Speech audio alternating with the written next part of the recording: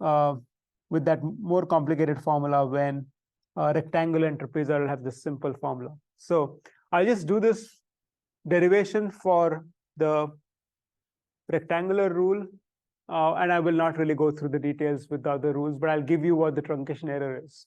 Okay, so truncation error tells you what is the inaccuracies introduced by using a delta x versus delta x, which is non-zero, versus choosing something which is very close to zero. So here, let's say y of x is integral a to x f of x dx. Okay, where clearly x you can put equal to b, and then you'll have your integral. Okay, now what we can do is we can do a Taylor series, which we learned in probably the first chapter in this course, about yi, which is y of x of I. So yi plus 1 is yi plus delta x y prime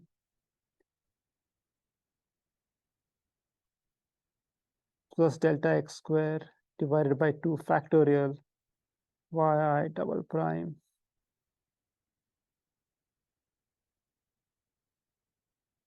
cube 3 factorial y triple prime I plus this O indicates what is the order of the next term. So it's delta x raised to 4. So that is basically we'll have delta x raised to 4 there, right? And assuming that delta x is small, then those terms really don't not mattering much. Okay, now what we can do here is we know this is from this expression, we know that y is f of x, which means that y prime, which is the derivative of this, is going to be f of x, right? And y double prime is f prime x, and so on, right? It's just the derivative of integral. So what we could do is we can write yi plus 1 is yi plus delta x, so yi prime, let's call this 1 and 2,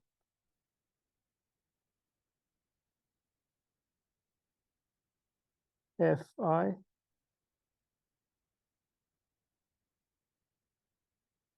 y prime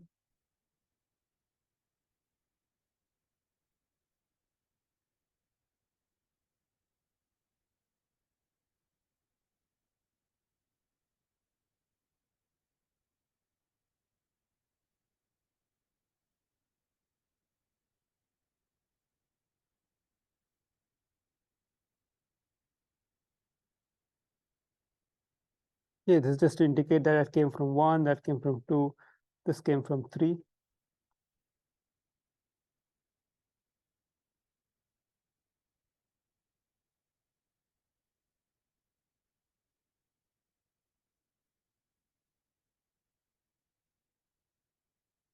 Okay, but what is this integral? Y of x equals,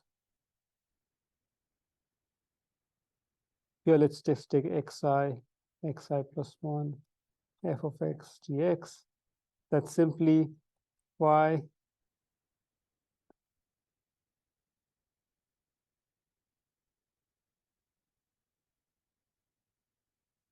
sorry, just not write it this way.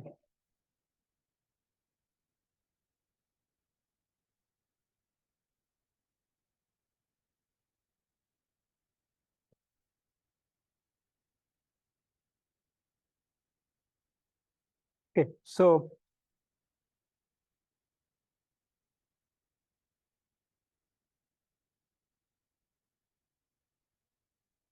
the integral here is, well, it's y of x, but it's between two limits. So to compute the integral, just do it this way.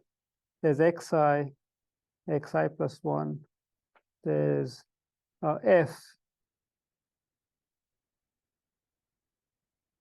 fi plus 1. fi. Now, y is integral of f of x. So if you want to find the integral from xi to xi plus 1, it's going to be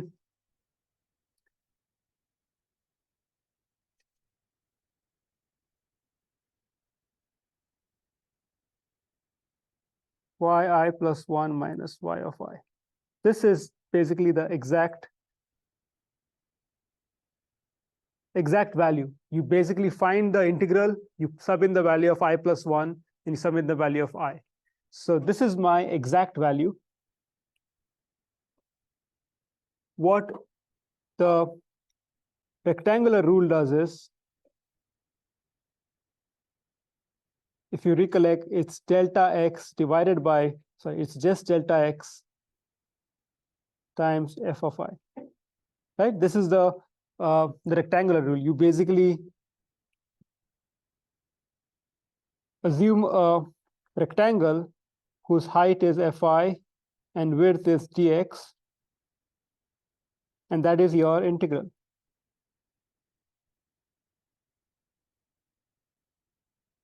I'll come back to this equation just a bit. So the error, or the truncation error,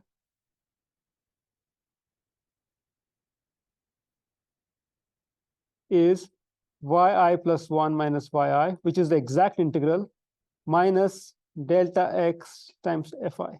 So this is exact. This is rectangular rule. Okay, now let's use this equation here. Let me call it, since I've already won 3, let's call this 4, this equation. So from equation 4, we can see that the truncation error is, you basically take this, subtract yi and delta x fi, and you're left with delta x squared divided by 2 factorial fi prime cube 3 factorial order of delta x4. Okay, so when we're looking at truncation error, it's basically the highest order. So you can see that the truncation error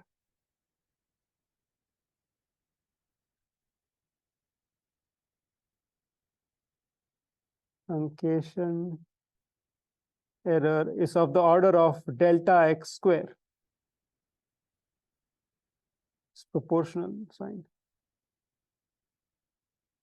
So you can understand the size of this, right? So if you take delta x equals 0.1, the error is going to be approximately square of that, so 0.01. If you take delta x as 0.001 or 1e negative 3, the error will be 1e negative 6. So the smaller the size, the better, the smaller is the truncation, and the better is the estimate. But you don't want to go too small in the size. That's the other thing. So this is the truncation error for rectangular rule. Now you could do the same kind of calculation analysis for trapezoidal, Simpson's 1/3 and Simpson's 3/8. And what I'm going to do is I'm just going to give you what the truncation error looks like. Okay, what order it is. So I'm just going to write put a table and give you all the truncation errors, and then we'll use that truncation error to do something clever with them, which is the next part. So here is a table of all truncation errors.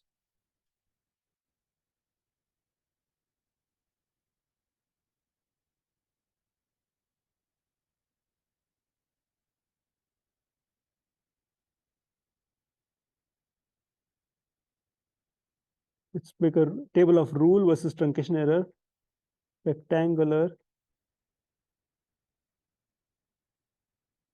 trapezoidal, Simpson's,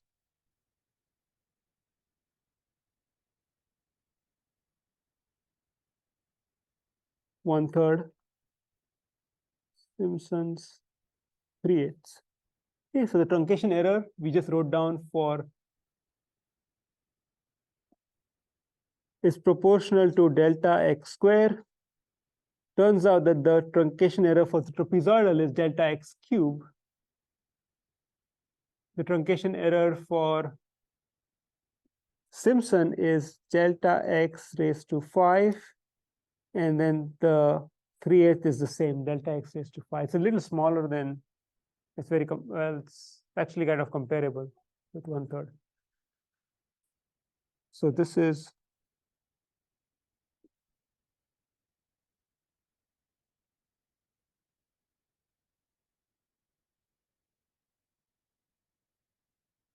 okay. So if you want to understand the implications of this, let's say that you're looking for a tolerance of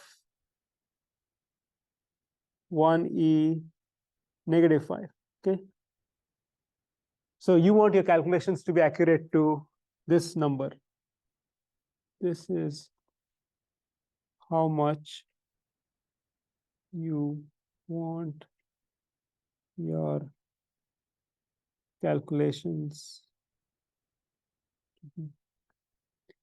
So what this was saying is that if you want to now go with a method of your choice to get this kind of accuracy with the Simpsons,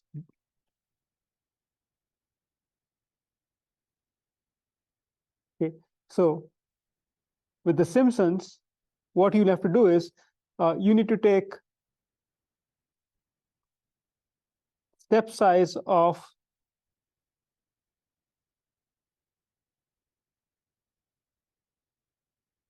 10 raised to negative 1, because the accuracy of Simpson is delta x raised to 5. So you will, so error would be 10 raised to negative 5, right? Because be delta x raised to 5. So if you take delta x raised to 5, let me call this TE just to make my life easy.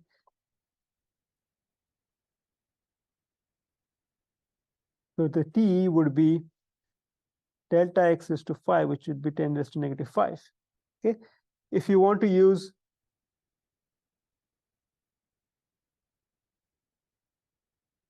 the trapezoidal rule,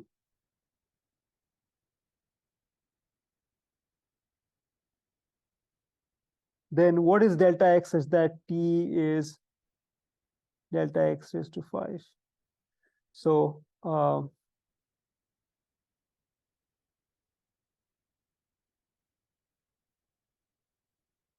minus 3/5, right? No, 5/3. So when you do 10 raised to delta x raised to 5, sorry, 3/5.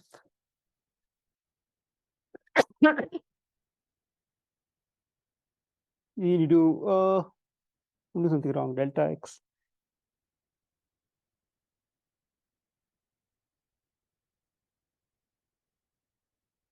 So we want delta x, sorry, this will be delta x cubed, because that's delta x cubed. So we need 5/3. So when you do this, you'll get 10 raised to negative 5.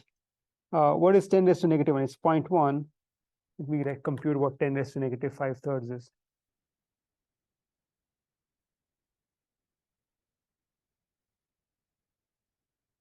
0.02.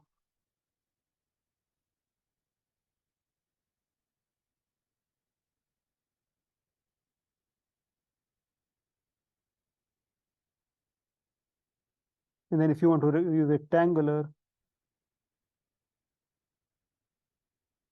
what should delta x be such that your T is, well, it's delta x square. That should come out to be 10 raised to negative 5. So in order to get 10 raised to negative 5, you would need to take minus 5 divided by 2.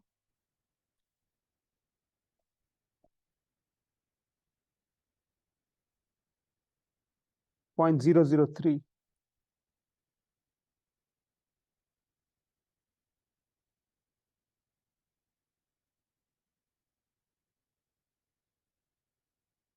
So the same accuracy